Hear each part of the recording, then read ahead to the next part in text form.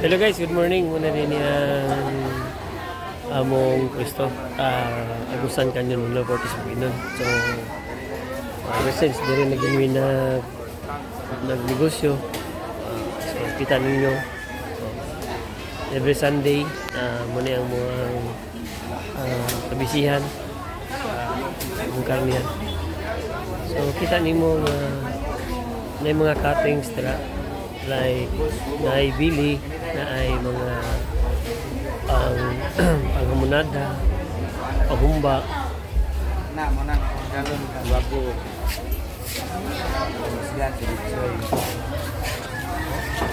So, kita nimo na aming mga kaubal po nga mga matansero.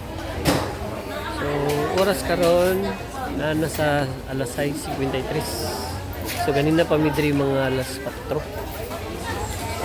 Medyo di pa kayo busy. Wala pa may mga customer nga coming pa.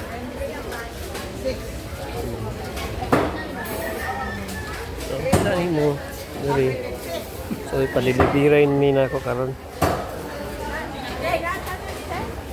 Kani mo ni mong galingan.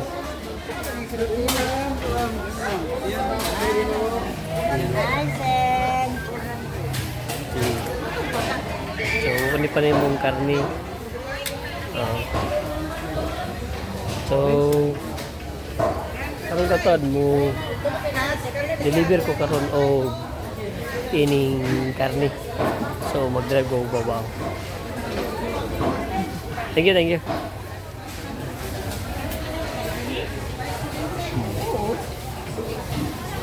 So, ang Motoncero sa business o ginani, kailangan kabaloy ka sa mga cutting, like unsa ni siya nga part, unsa yung the best nga pangsuba, kanang gawiran niya pangsuba na siya kani abaga mo sa adobo.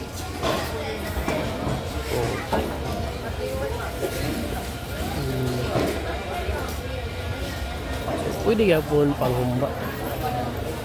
Kita naman diri sa merkado namo na ay mga autanan po kompleto kay Sunday man tabo man. So kung customer ka kabalo ka sa kung customer ka nya kabalo sa the best nga panglutoon sa kusina nimo daw mag kumba ka mo tanagi ka sa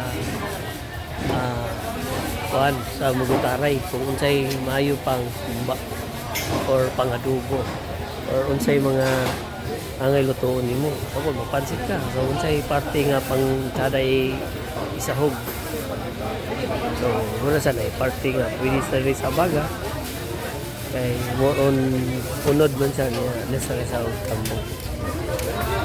So kung sugbap po mas saragid ang tiyan kay tungod sa unod niya naisagol tambok unod so muna siya ang sada inisugba niya kung sabaw-sabaw po sa tiil o sa ribs mas lamigid ang tiil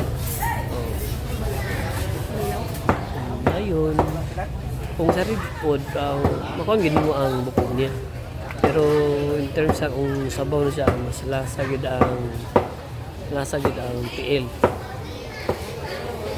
Ayon sa gusto ka pang sisig o pwede niya pon panit sa ulo.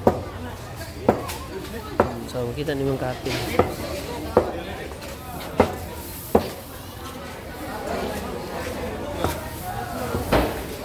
Ang cutting niya.